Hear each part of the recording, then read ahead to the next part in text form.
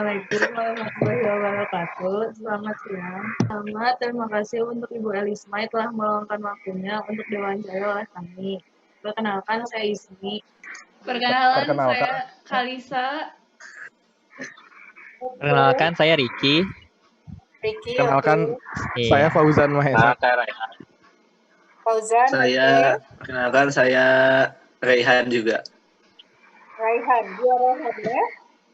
Iya. Manggilnya apa ya? Panggil Kak Ai aja. Oh, oke. Hai, Kak. Oke, Bu. Oke, Kak. Siap, Kak. Jadi kita mau wawancara nih, Kak. Kalau misalnya boleh di-sharing, waktu dulu Kakak masih kuliah, itu aktif di himpunan nggak ya, Kak? Terus kalau misalnya iya, itu himpunan aja atau organisasi juga? Menurut Kak Ai juga, apa aja yang berpengaruh dari pengalaman yang dulu-dulu sampai ke kehidupan yang sekarang? Oke ya, mengenai keaktifan di himpunan ya. Kak Ai itu keaktifan di himpunan itu sudah terbukti dan banget karena jodohnya ketemu di himpunan. Wih. Jadi suaminya saya juga orang matematika, dulu ketua himpunan. Kak Ai itu sebagai koordinator bidang intern. Otomatis karena koordinator bidang intern pasti aktif ya di semua kegiatan himatika, baik itu yang misalnya ospek, waktu itu ada terus ada juga latihan kepemimpinan dasar seperti itu. Kalau yang unit, Kak Ai itu dulu kesenian Minang. Karena orang dari Sumatera Barat. Kemudian yang untuk olahraganya malah lebih aktif dari yang Minangnya, itu ikut unit olahraga tenis meja. Oh, UATM. Jadi ini juga, jadi asisten di tenis meja. Apakah berpengaruh Mbak ini unit itu dengan pekerjaan? Itu sangat berpengaruh. Karena apa? Karena KAI jadi mengkoordinir suatu kegiatan dan yang pasti bertambah networking-nya. Networking, social networking juga bertambah. Jadi kenal dengan banyak orang di jurusan lain, apalagi yang di internal sendiri di matematika. Terus waktu kuliah dulu, Kak Ai pernah magang nggak, Kak? Waktu kuliah tidak pernah magang. Dulu di zaman KAI, kan KAI masuk ITB itu 88. Itu belum ada program magang. Jadi kita tidak ada kewajiban untuk magang. Kalau misalnya pas dulu kuliah, TA-nya ngambil di bidang apa dan tentang apa ya, Kak Ai? KAI TA-nya tentang matematika pemodelan. Waktu itu TA-nya tentang model matematika tentang penyebaran epidemi yang saat ini lagi seru ya. Iya. Menurut kalian sendiri, skill yang paling penting yang dipunyai buat fresh graduate sebelum masuk dunia kerja apa ya Kak, kira-kira? Skill apa aja gitu? Ya, yang terpenting itu yang pertama komunikasi ya. Komunikasi kita untuk menjelaskan sesuatu kepada orang lain. Kemudian yang kedua, kemampuan kita untuk memahami dan memecahkan suatu masalah. Ya. Yang ketiga, leadership ya. Kemampuan kita untuk memimpin. Jadi 3 hal ini yang KAI dapatkan dari organisasi-organisasi himatika yang KAI ikutin. 3 hal ini, komunikasi, kemampuan memecah masalah, dan leadership. Itu penting sekali pada saat bekerja. Terus dulu pekerjaan profesional KAI yang pertama apa ya? Coba tahu. Nah, jadi KAI itu pertamanya menjadi karena memang melamar waktu itu sebagai alumni matematika, pekerjaan pertama itu production planning. Production planning di pabrik di Astra. Merencanakan produksi mulai dari awal barang datang, terus produksi, kemudian di delivery. Inventorinya juga kita harus tahu. Jadi ilmu matematikanya terpakai banget di sana. Kira-kira yang kepakai ilmu yang kayak apa ya? Jadi gini, kita kan harus menghitung ya, menghitung dari awal kedatangan barang itu, berapa yang kita pesan dulu, berapa yang terpakai, berapa stoknya. Jadi kita harus menghitung berapa minimum stok. Jadi jangan sampai produksi berhenti. Terus ada nggak kesulitan yang kakak rasakan setelah pas bekerja sebagai seorang matematikawan itu? Ada nggak kesulitan kayak karena kuliah di matematika jadi kesulitan begini nih gitu misalnya? Enggak ada kesulitan sama sekali, malah terus terang sangat beruntung ya. Karena orang matematika itu biasa berpikir analitik, sesuatu dianalisa. Jadi KAI saat itu malah benar-benar mendapat kepercayaan dalam hal menghitung barang, menstok barang, merencanakan produksi.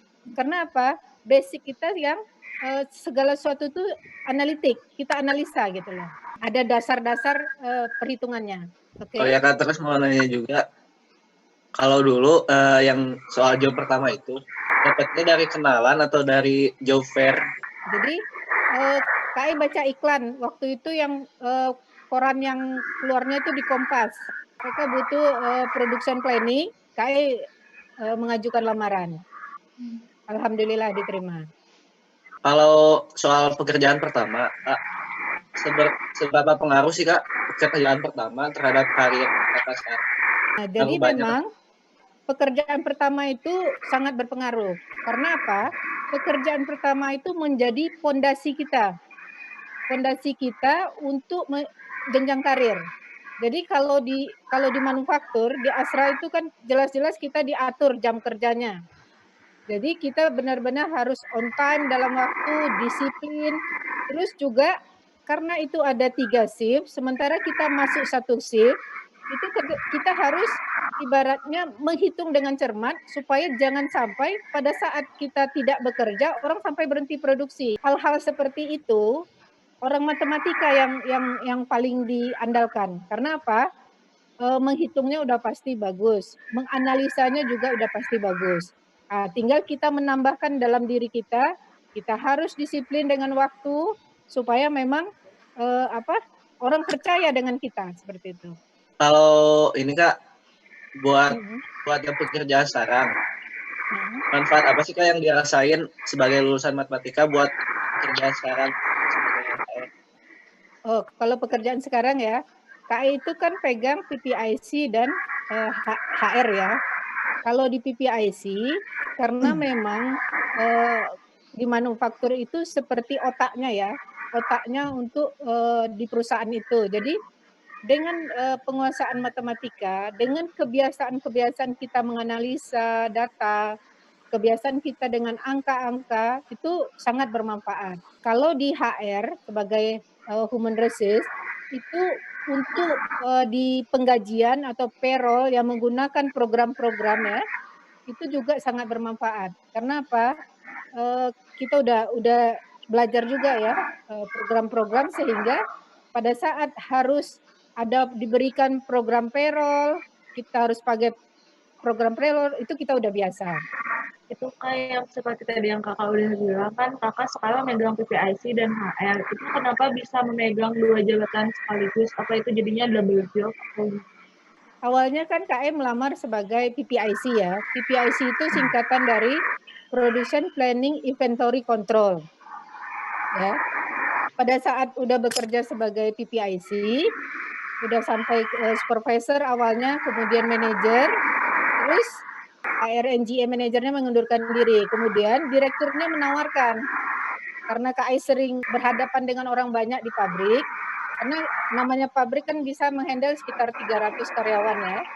Menghadapi banyak karyawan, begitu HR manajernya mundur, KAI ditawarin, bagaimana kalau kamu pegang 2? KAI ngajuin syarat, selain ini ya ke income, tapi juga minta ditambahin ini ya supervisor supaya memang KAI benar-benar fokus di 2 bidang ini. Seperti itu.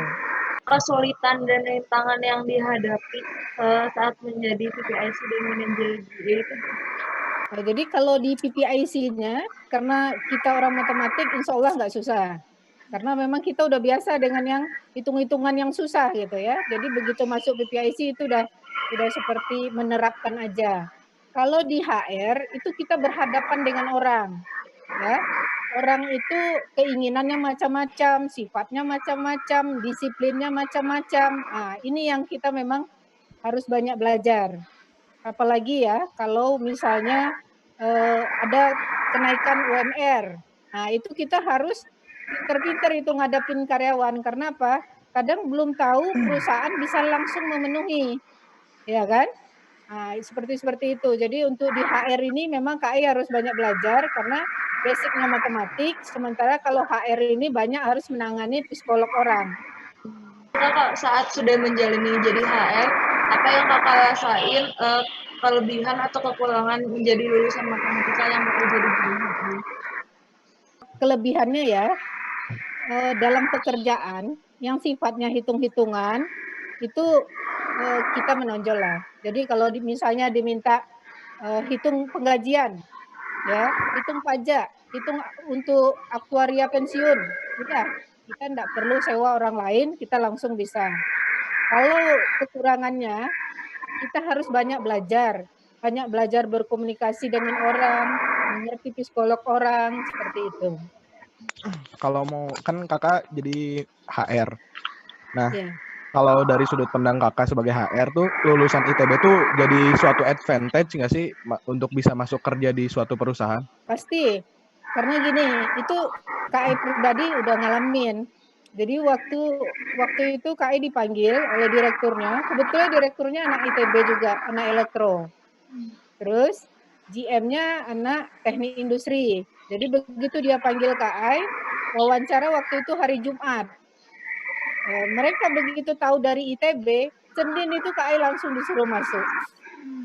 Ya, jadi KAI ngelewatin itu semua psikotes, tes kesehatan, beruntung sekali lah gitu loh. Terus gaji saat itu diberikan 2 kali lipat dari rata-rata fresh graduate saat itu. ITB itu kayak jaminan mutu lah. Gitu. Jadi sangat diuntungkan ya Kak, jadi lulusan ITB itu. Sangat diuntungkan, tapi memang harus hati-hati ya. Artinya kalau kita tidak menunjukkan juga ke ITB kita setelah itu ya disindir orang dong. Artinya kalau kita udah dapat kesempatan pertama itu kita digaji 2 kali lipat dari orang lain. Tesnya juga kita nggak rumit, kita langsung diterima ya. Kita harus tunjukkan juga lah ini kita, kemampuan kita. Kan balik lagi ke kakak sebagai HR. Nah, kalau kakak cara melihat sifat leadership dari pelamar tuh gimana ya Kak caranya? Jadi kalau leadership ini pada saat wawancara nih maksudnya ya, kan kita belum sedang milih orang. Iya Kak. Gitu ya. Yang pasti kalau orang punya leadership itu cara berkomunikasinya efektif. Ya. Terus dia juga menggunakan logika. Ya. Terus KAI paling suka itu pilih orang yang pintar, yang cerdas. Ya. Kalau yang agak kurang-kurang ya sorry gitu ya. Artinya kita cari ini level supervisor ke atas ya, yang memang istilahnya anak S1 ke atas ya. Kita nggak bicara orang pabrik ya. Kita bicara yang itu. Jadi yang pasti komunikasinya efektif. Terus komunikasi efektif itu seperti apa? Yang pertama kita mendengar. Ya. Kita biasakan sesuatu itu kita mendengar dulu baru berbicara. Ya, terutama ya teman adik-adik ini ya. Jangan orang lagi bicara potong gitu, jangan ya. Dengerin dulu baru bicara. Nah, itu ini. Terus kemudian pinter juga harus menunjukkan dia cerdas secara emosional. Terus kita berikan contoh-contoh hal, kita lihat apakah si pelamar ini fokus pada solusi atau masalah. Yang kita cari itu adalah pemimpin yang fokus pada solusi, jangan ke masalah. Terus satu lagi kita harus perhatikan pelamar ini orang yang percaya diri. Nah, ini calon-calon pemimpin ini. Kalau udah kita ketemu orang yang seperti itu, percaya diri, efektif dalam berkomunikasi, terus fokus pada masalah, cerdas secara emosional. Tadi kan kakak kalau misalnya mencari pelamar tuh mencari yang pintar kan Kak? Ya. Nah, kalau lagi menyeleksi CV seperti itu, apakah IPK tuh dilihat banget atau tidak ya Kak? Nah, jadi gini, biasanya Kak E kalau buka iklan, waktu itu kan suka buka iklan di Kompas gitu ya. Nah, saat itu ya, itu yang masuk itu bisa sekarung 2 karung. Ya, kita misalnya butuh 5 supervisor. Pertama, kalau yang saat itu Kak E lakukan adalah Kak E lihat universitasnya. Karena 5 ini kita butuh yang tipe pemimpin, pemikir, bukan untuk pekerja pabrik. Jadi harus dibedain dulu. Untuk pemimpin, pemikir perusahaan. Nah, setelah kita cari dari universitas yang baik, kita pilah-pilah yang dari 2 karung itu, kemudian kita pilih IPK-nya. Nah, kemudian Kak E lihat mata kuliah yang mendukung ke bagian yang membutuhkan, yang kita sedang cari bidangnya, seperti itu. Ada pengaruh universitas, ada pengaruh IPK. Kalau berpengalaman lain lagi. Kalau pengalaman kita cari yang memang pengalaman sesuai. Kalau fresh graduate ya seperti itu. Jadi kalau memang teman-teman masih punya kesempatan untuk memperbaiki IPK, perbaiki IPK. Kalau universitasnya kan udah jelas, ITB. Seperti itu. Oke deh, kalau gitu Kak, misal nih, aku punya ekspektasi buat aku ke depan tuh kerjanya tuh, misalkan aku mau data analis nih. Setelah aku cari-cari ternyata aku nggak dapet nih data analis, terus aku dapet tawaran job di pekerjaan yang bukan di data analis begitu. Kira-kira kalau menurut Kakak tuh lebih baik aku ikutin stick to the goal atau jalanin aja apa yang ada di depan mata Kak? Itu ibaratnya sama kayak waktu kita SMA nyari PTN. Ya, goal pertama kita ITB, ya enggak? Apa usaha kita untuk masuk ke ITB? Pasti kita all out kan? Kalau kita mau lewat jalur undangan, harus sekian nilainya. Kalau kita mau jalur lewat ujian, SBMPTN, harus ikut bimbel dan sebagainya. Begitu juga masuk ke suatu perusahaan, kita cari informasi, misalnya yang data analitik tadi ya, kita cari supaya kita bisa sesuai dengan passion kita, ya. Supaya apa? Supaya kita happy bekerja. Kita cari dulu yang sesuai passion kita, masukin ke perusahaan-perusahaan yang sesuai kesukaan kita. Tapi ini seandainya, kan nggak semua orang bisa masuk di perusahaan yang favorit. Nggak semua orang bisa masuk ITB. Nggak apa-apa. Masuk ke perusahaan lain, itu artinya apa? Masuk ke perusahaan grade kedua. Artinya masuk ke PTN grade kedua misalnya kan. Tapi apa yang terjadi? Begitu kita masuk ke perusahaan grade kedua ini, ada plusnya. Di sana kita akan paling cemerlang. Ya enggak? Karena apa? Dia udah perusahaan yang grade kedua. Dan kemungkinan karir kita malah akan lebih cepat. Karena terlihat. Kalau di perusahaan sangat bagus, kita akan bersaing dengan anak ITB, anak UI yang memang sama-sama bagus. Itu. Jadi ada plus minusnya. Jangan kecewa juga. Seandainya kita nggak masuk ke perusahaan yang nomor 1, di nomor 2 justru kita bisa berkarir dengan jenjang lebih cepat, lebih baik gitu. Intinya kita harus bekerja sekuat tenaga dulu lah ya Bu ya. Setuju. Jadi memang yang pasti kita masuk kemanapun kita harus maksimal. Sama kayak kita masuk di matematika, ya.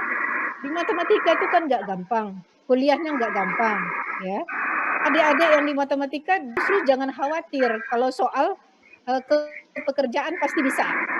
Yang harus diinikan adalah bagaimana menjaga networking, komunikasi dengan orang lain. Jangan sampai jadi orang yang tidak berkomunikasi, tidak berhubungan dengan orang lain. Karena itu, selain belajar, aktif di yang lain. Terserah ya, mau di organisasi, mau di himatika atau yang lain-lain. Supaya apa? Kita biasa memahami orang. Seperti itu. Itu yang terakhir nih Kak, sebelum ditutup, ada saran nggak sih buat mahasiswa matematika supaya sukses nih di dunia kerjanya? Soalnya kan sebentar lagi kita juga udah mulai mau lulus, mau kerja nih. Oke, cari informasi sebanyak-banyaknya ya. Lebih bergaul, jalin komunikasi, jangan membatasi diri, networking dengan semua. Insya Allah orang matematika bisa. Iya deh Kak, terima kasih banyak Kak sudah meluangkan waktunya, mau diwawancarai, mau diganggu sore-sore gini. Terima kasih sama-sama. Mohon maaf juga terpaksa lewat video call karena sekarang kondisinya lagi nggak memungkinkan untuk kita main ke rumah. Maju untuk semua ya, semangat ya. Insya Allah Ya, lulusan matematika top dah. Amin. Terima kasih. Terima kasih ya Amin. Kak. Semoga sehat-sehat Iya. selalu. Salam buat keluarganya juga. Terima kasih. Ya, assalamualaikum Kak Ai. Waalaikumsalam warahmatullahi wabarakatuh.